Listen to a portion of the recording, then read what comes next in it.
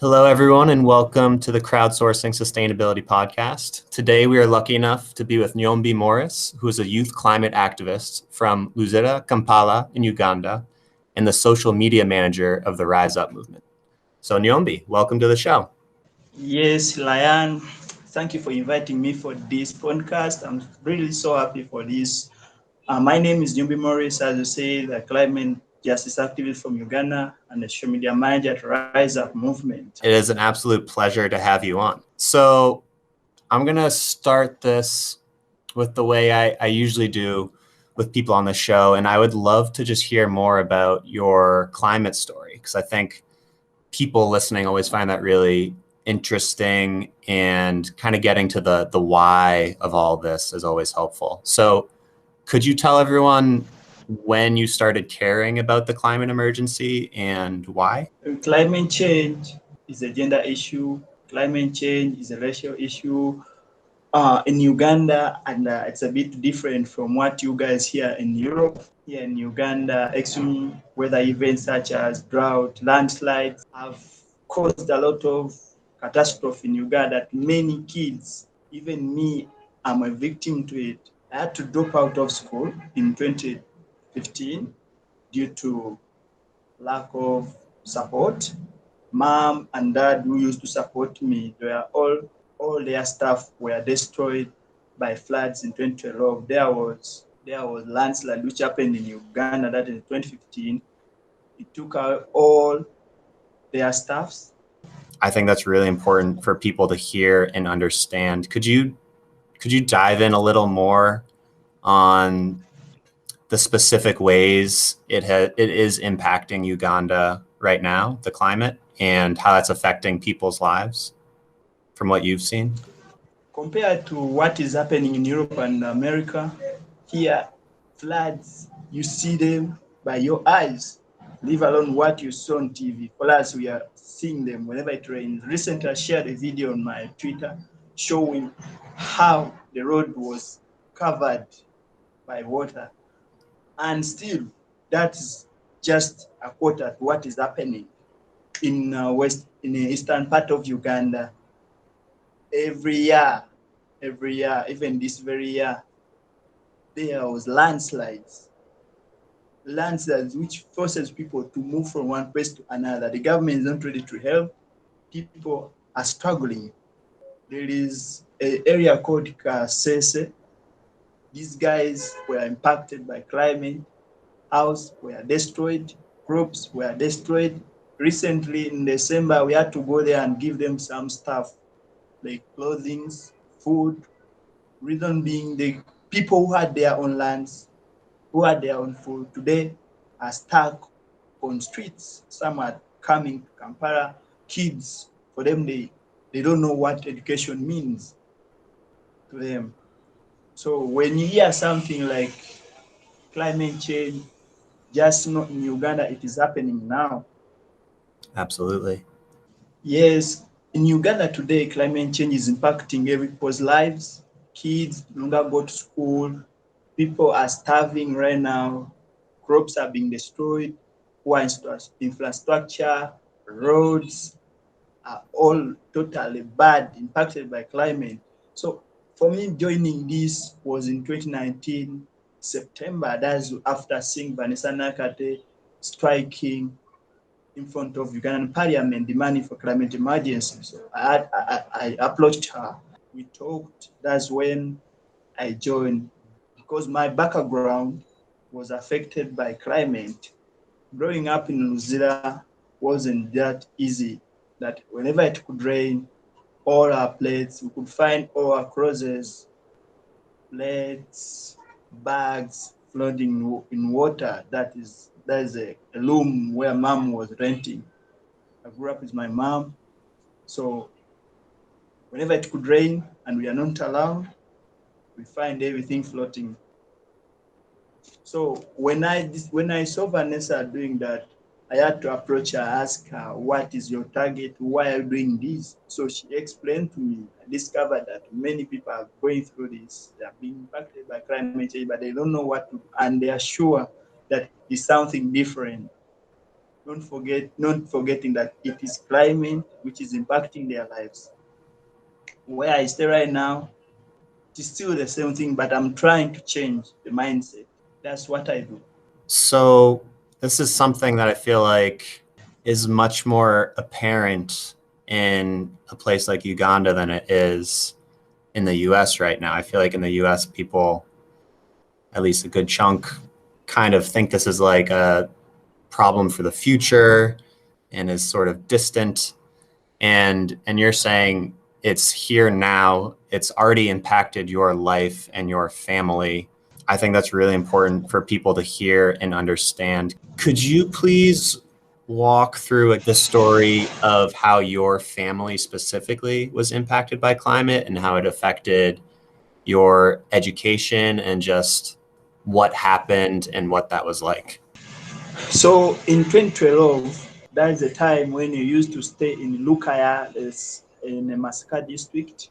Mm-hmm. My mom and dad, they used to be together. The problem started from was that the two of my parents, mom and dad, were all farmers. So in 2012, the extreme weather event came in, floods destroyed all our crops. My mom and dad were all farmers.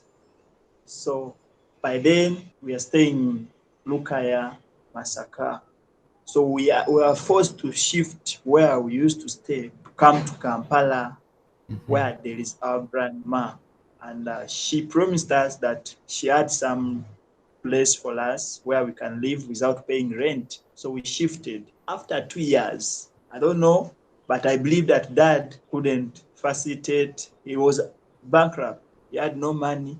When my father couldn't afford to facilitate all of us, couldn't afford to take care of us, he disappeared. He ran away from us. That is in when I was 13 years. He ran away from us. We remained with mom. He ran away from us. We are left, me, there's my two siblings, and my mom. So we are left four in the house. Mom was everything for us from 2012. But the problem came from the extreme weather event which used to come and destroy all our crops. So when I finalized my O-level in 2015, mom gave up on me. She said, Morris, I think you should look for a job. I can't push you anymore. I need to focus on your siblings. So I had no option apart from accepting what she had said. In 2017, I managed to get some scholarship for 2 years. There is a university called Mtesawan. They gave me a scholarship. I did it. In 2019, I finalized my certificate in IT and computer science. So I kept on looking for a job. I didn't get. In 2019, August, I got to see Vanessa on TV. I met her in September. We discussed a lot. That's how I joined Active up to now. It's an amazing story, and I think very eye-opening for a lot of people in the Western world, I'm sure. And how is everybody today? Today they are all okay. They are now studying. For me, I had to give up. Now when I get, that's when I give back. I help them. Mm-hmm. Nice. Yeah. Awesome. So I want to clarify part of the story here. So you said in 2012, your family had to leave your home because of the extreme weather destroying the crops on the farm. How old were you and your siblings in 2012?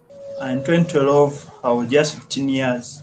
So by the time I finalized my O level, I was 18. Another one was 6. Just let you know, I'm extremely grateful for the work you're doing and for taking the time to share your story and experiences with everybody. For those who don't know Vanessa, could you just explain who she is really quickly?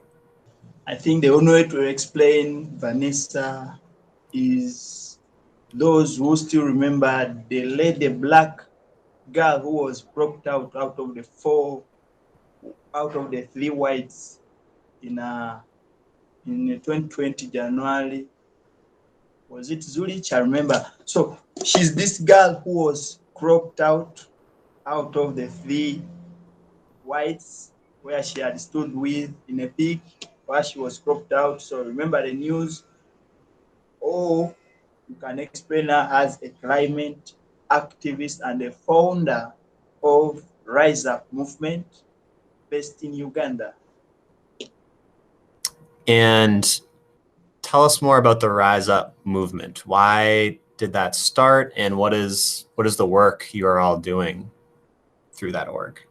Rise Up movement is like a group of activists who have been impacted by climate change and they want to see their voice heard. That's Rise Up movement. So we came out together as a young group of activists with different ideas. So we want to form something, a goal which will support the community and the world. So each of us is having his main goal.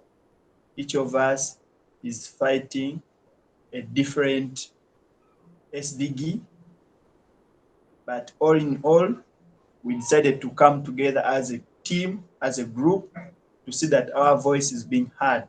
How big is the Rise Up movement? Is it mostly people in Uganda? Tell me a little bit more about who is involved with it. Rise Up movement started in Uganda, but so far we are in 7 countries. That's the last time I checked out. We are in 7 countries. So in Uganda, we are like 10 members. We are in Kenya, we are in Nigeria, Zimbabwe. So we are trying to expand. The youth would like to join us. We tell them to form a group in their country.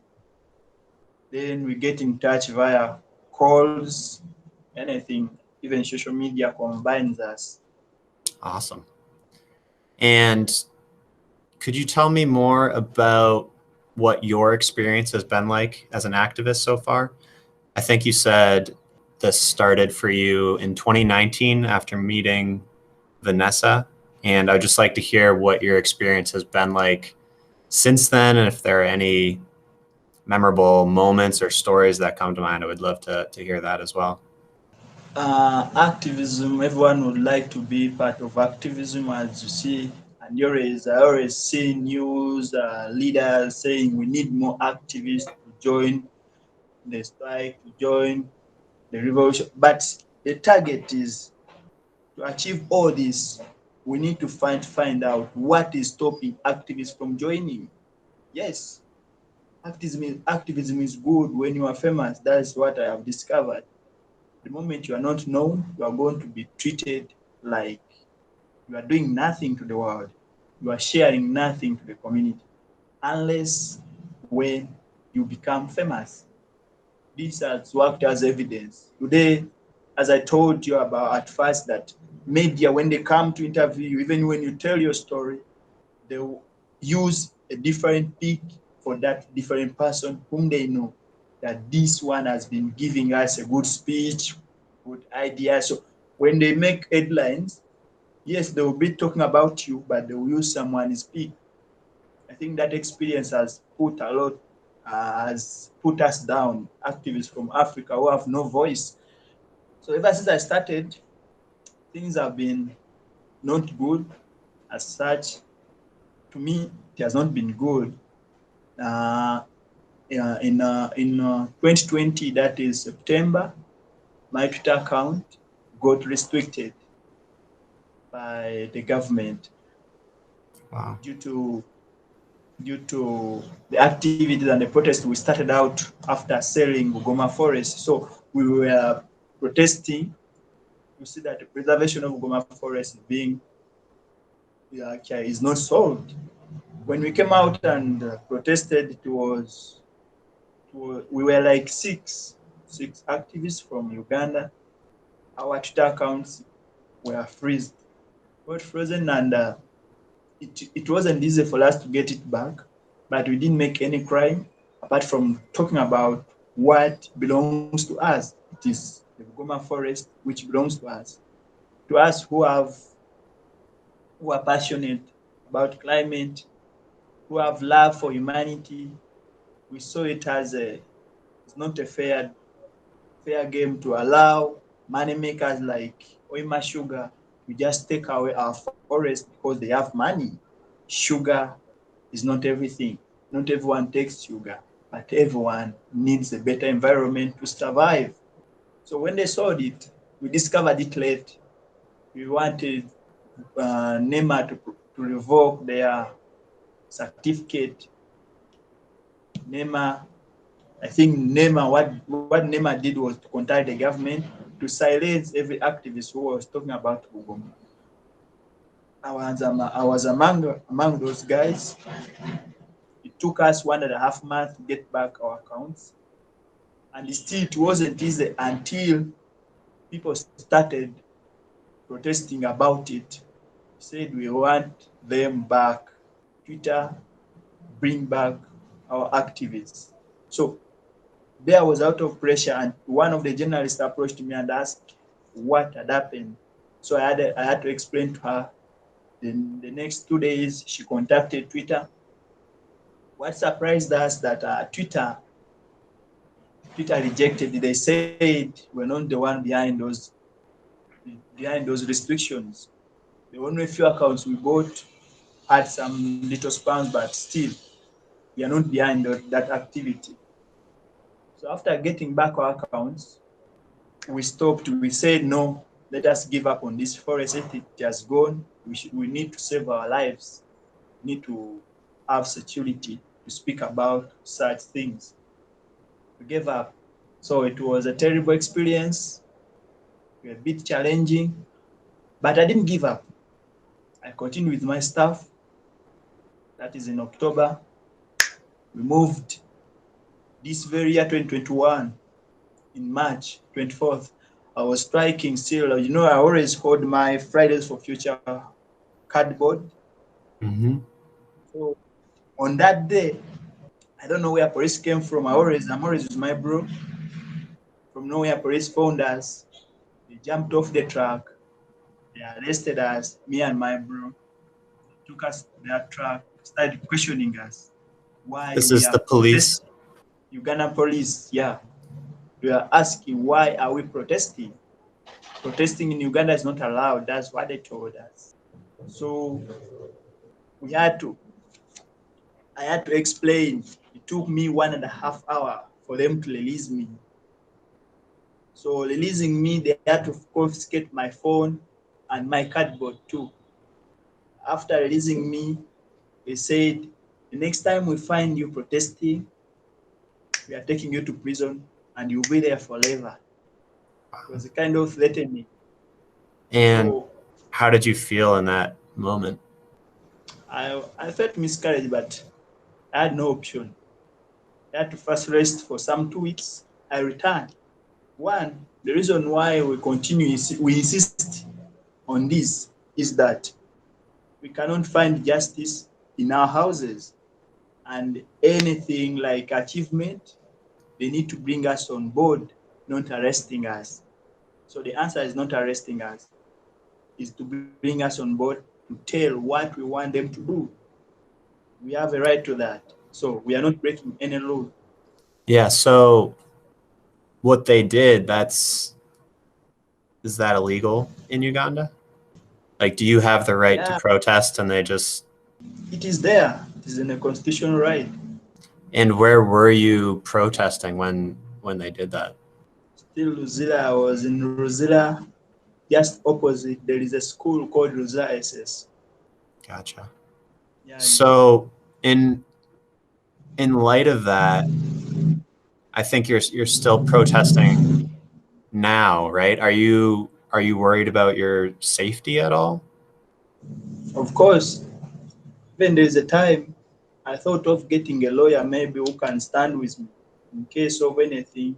That person can help me get out of prison, because anytime these guys are not easy, so you don't just have to trust them just like that. You have to be alert just in case of anything. When you have no communication, you are gone. Yeah. So it's a bit challenging, but still we have to continue. We haven't achieved anything. Our Yeah, target is to achieve, not to be silent. we definitely have a very, very long way to go. Switching gears here, I've seen you and the Rise Up movement talk on Twitter and just social media about EACOP. I don't know if I'm saying that right. It's EACOP. Could you please educate me and others on what that is and why it matters to you? Yeah, EACOP is called East Africa Crude Oil Pipeline, which is between Uganda, Tanzania, and Total. So these guys, Total is financing this project because they expect something like 50% of the profit which is going to come out. So the deal is between Tanzania and Uganda. This deal has been there for some good years, like 7, but it was awakened this very year that they want to start the project. So what is annoying is that these guys are forcing people to leave their lands where they have been settling for 100 years. So they come to your land, they ask you for that place. They tell you, we are going to give you this, or we will just chase you away. So when you reject their money, they chase you by force. So people have been forced to leave their places. Wow. And where they are coming is already congested. We are in Kampala, and this is happening in western part of Uganda. So these guys, what is happening right now is shifting from one place to another, which is causing congestion. We'll be out of resources anytime because today we are stuck with water, food, and also we have challenges like floods here. So the more congestion, the more catastrophe. So we wanted this government to know that crude oil is not everything. We don't eat coal and we don't drink oil. So we wanted them to know that the moment we don't drink oil, we don't eat coal, let them focus on people's lives. Let them know when we shift these guys from this place to another place, will they get what they have been getting? First, let them first explain to us before starting their stuff. But for them, they're just after starting, and it is starting this very year. We don't know which month. So I had even a friend, there is a French or minister who is coming to Uganda next month about the same project. So we wanted them to first sit and give us a clear image. What is their target? And how is it going to benefit the economy? How is it going to benefit the people who have been misplaced? That's why we keep on demanding them. We want them to know, to give us the clear image, not just coming out and tell us, today we are on this plan, today we are on this plan. But people who are being affected are many. There are more than 40,000 Ugandans so far. Wow. This is too much. So we want to know, we wanted them to tell us what exactly they are targeting and how is the country going to benefit. So 40,000 people, is that how many are in the path of this pipeline, oil pipeline being constructed? Is that right? Yeah, from where it started up to where they have reached so far, 40 have been. That's a lot of people. This makes me think of, in the U.S., we have there's a lot of Line 3 protests happening up in Minnesota, and the company Enbridge is, I think they're a Canadian oil company. Anyway, they're building pipelines through indigenous lands. So same kind of thing. They're destroying the homelands that are supposed to be protected by U.S. treaties of Native Americans, and they're just going right through them right now. And the really messed up thing is the police are protecting this foreign oil company instead of the rights of U.S. citizens and kind of honoring the treaties that were made hundreds of years ago. So you're talking about this, and I just see this parallel happening, on the other side of the world. You got these big oil companies trying to create these new pipelines at a time when we can't be building any more of these, just from a climate perspective, and all the emissions that come with the new oil being extracted and burned. And then the double whammy is not only that, but you're displacing people from their homes and their rights at the same time. Yeah, I wish you the best of luck, and I'm glad you're working on that and speaking up on that super important issue. Actually, it's not easy speaking, and actually speaking about EACOP, it's not easy because the two governments are all not good. They are not after people. They are ready to silence you if they get to see you. So we are just sacrificing our lives for the people. How many of you are protesting against it? I think we are like 20 Ugandans, but living in different areas and different groups. So far, we are like two groups who are active in this. Gotcha. Small but feisty. I'm gonna switch gears here a little bit and kind of just big picture. I'd love to hear from you. What does climate justice mean to you? Climate justice to me means people like the people getting their rights, a right to speak, a right for accommodation, a right for good facilities, a right to have hospitals with medicine.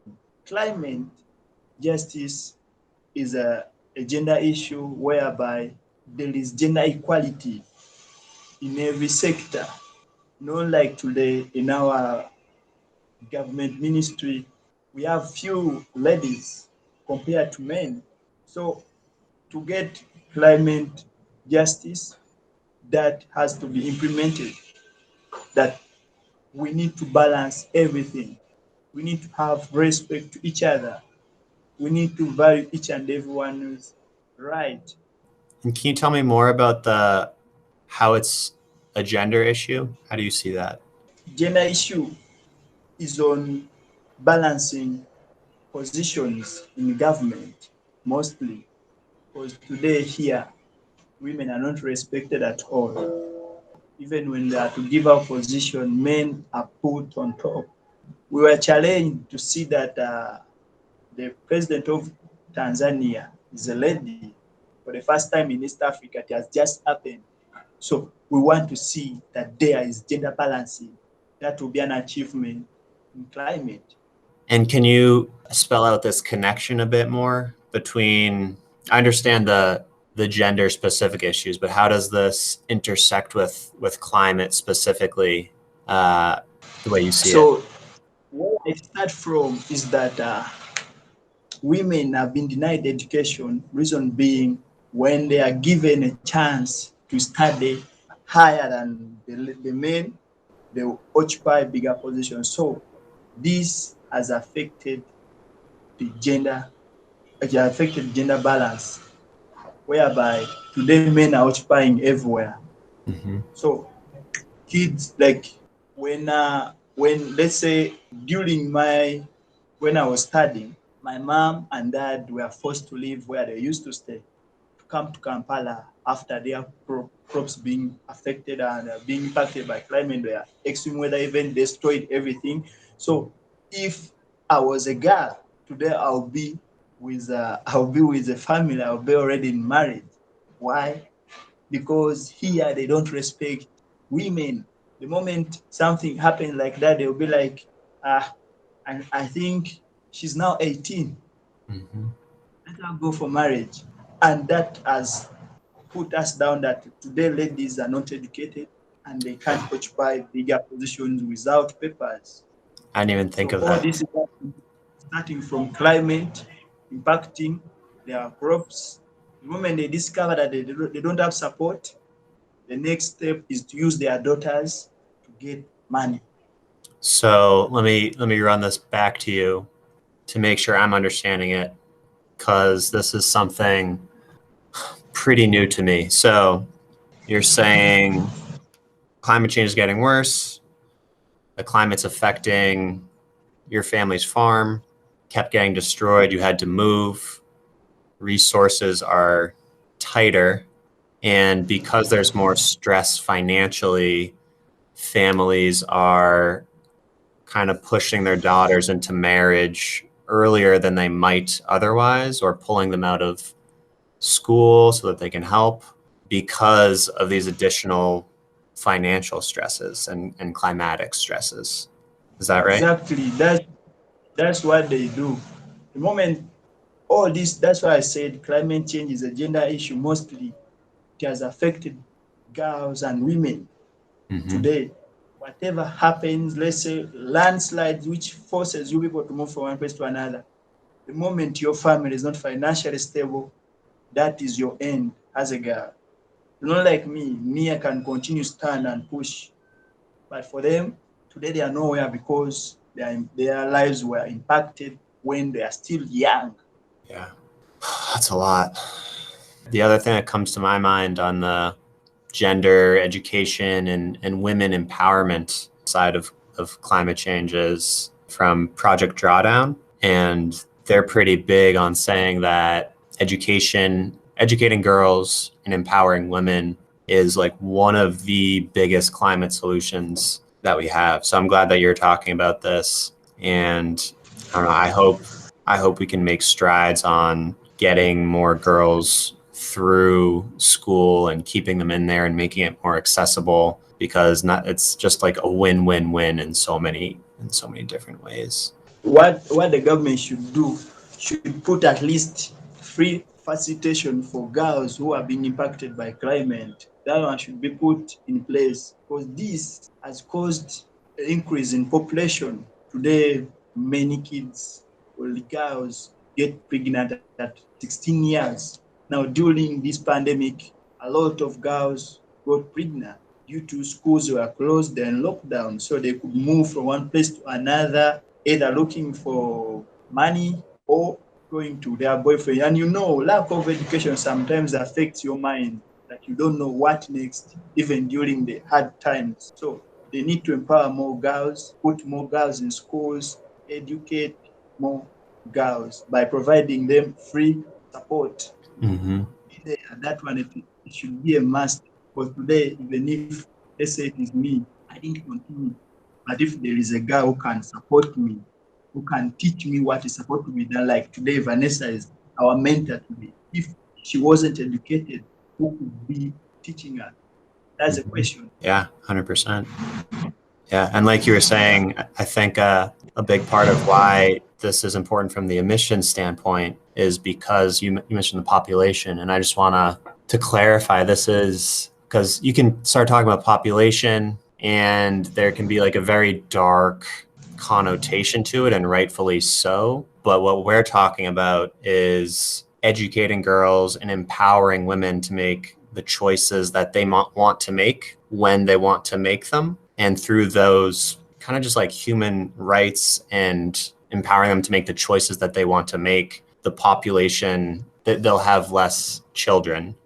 And, there's also the byproducts of being more educated, being more self-sufficient, or, helping out the community more. There's all these ripple effects that are very positive for families and their communities. And in a sense, the climate is kind of the byproduct of all that. Yeah. So another thing I want to talk about is just like how you see the youth movement. So like, how would you describe your fellow youth activists? And is there anything in particular that you'd like to say to them? I just like what they do, and I like the vibe. These guys are energetic. It shows that we have many who can come out.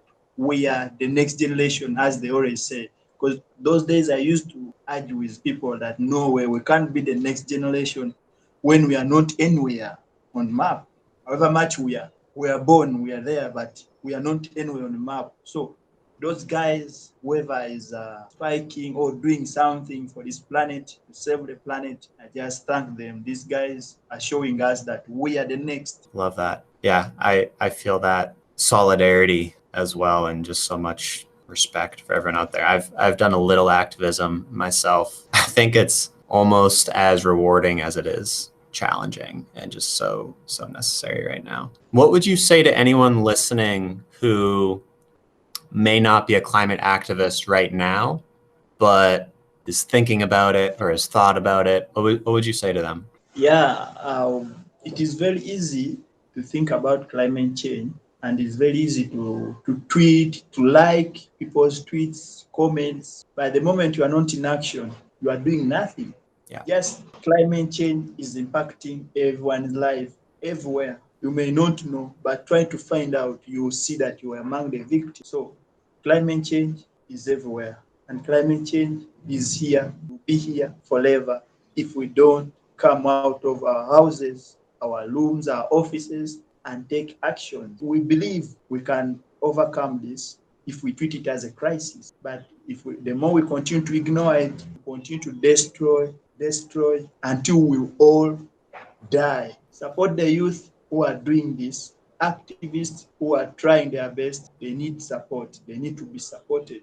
These guys are doing very good work. They need your support in every way possible. It takes a minute to support, but it will take 70 to 100 years for you to stay in a better environment. Your kids, the next generation will all benefit on this. So when you see activists doing this, support them if you can. And join them. I think the point you made in there about if you believe it's happening and you care about it and you're like liking things on Twitter or whatever on social media, like that's all well and good, but unless you're actually taking action in some more meaningful way, you're not helping as much as you think you are. And I've heard this put a different way, and it's that it's the question of what is the real difference between someone who cares about climate and believes it's happening but doesn't act upon that care or that belief? What's the difference between that person and a climate denier? And, if you think about it, there's not a huge gap in the grand scheme of things when their actions are very similar to each other at the end of the day. Those two are almost the same. Because for you liking and sharing content without teaching your community, your family, your kids about climate change, I take you as a climate denier. I take you to be among those leaders who promised us a lot, and today they just even don't want to look at us, even coming to talk to media, they fear. Mm-hmm. So I take in the same. Liking and commenting and sharing means nothing. It will always keep us on the same level, but we need to mind the gap. Mind the gap. Yeah, I think that's something for people to think about. So I know we're kind of coming up on time here. I have a few final wrap-up questions for you. Do you have any books, articles, or videos that were very influential to you about how you see and think about things or climate specifically? Maybe talking about Greta, there is a time I saw Greta crying. Do you remember? It's there on 2019? That's a video I always watch every year, every month. I keep on reviewing. It shows what we young people want. Leaders are failing us. Do you remember, so people can find this video, what they need to look on YouTube or where Greta was speaking? Like, was it the UN or Davos?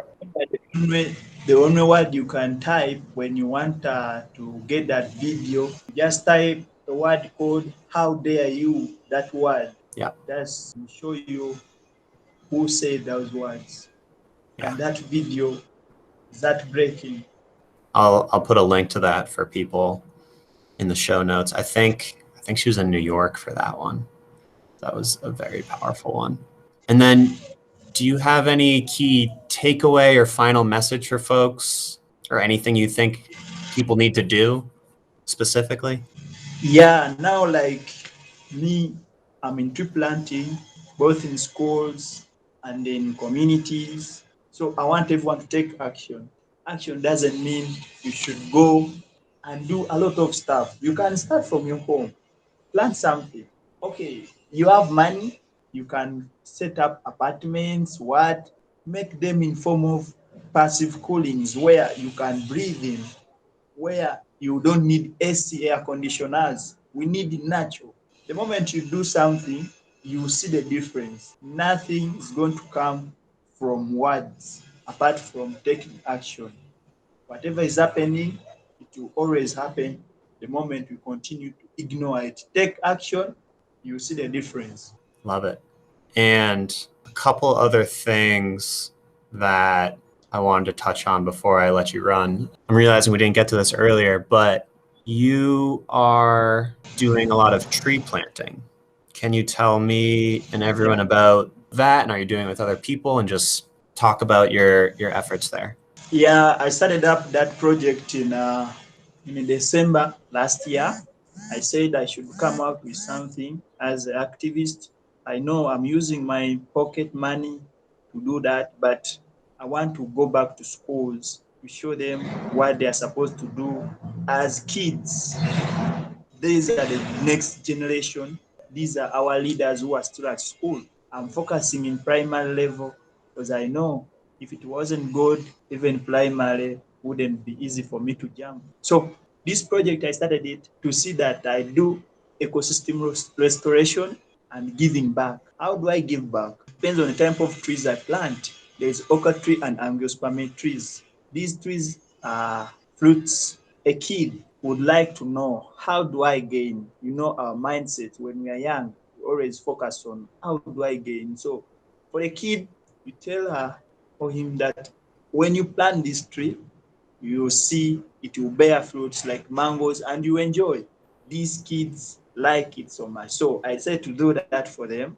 And I do that every after 3 months when I get some money.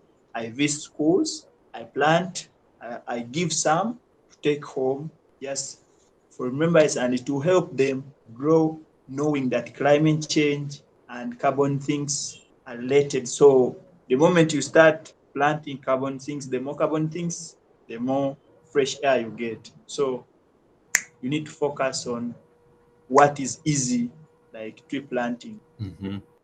They like it so much, and I'm happy for that because they are able to grow them very well, thinking there is something they are going to gain in the end. Mm-hmm.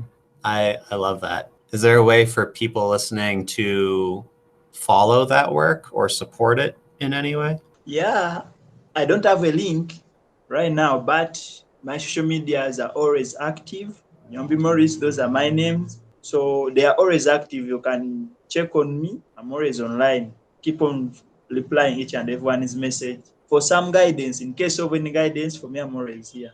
Awesome. Facebook, Instagram, and Twitter. I will link to those in the show notes as well for people. So Nyombi, I just want to thank you again so much for taking the time to come talk to me and share your story and experiences with everyone. And just want to let you know that I'm extremely grateful for the work you're doing and hope you keep it up and we keep, bringing more people on board, getting more people to speak up and step up and protest and all that. And yeah, so just thank you for everything and best of luck with your efforts. I'm sure we'll keep in touch. Yeah, I'm so happy for this chance. I think I've shared something which can change the world, can change everyone's community. So, Ryan, thank you so much for this chance. I'm really happy for this, and we'll keep in touch. As you know, you're always free to email me anytime. Goodbye. Amazing. Thanks, Nyombi.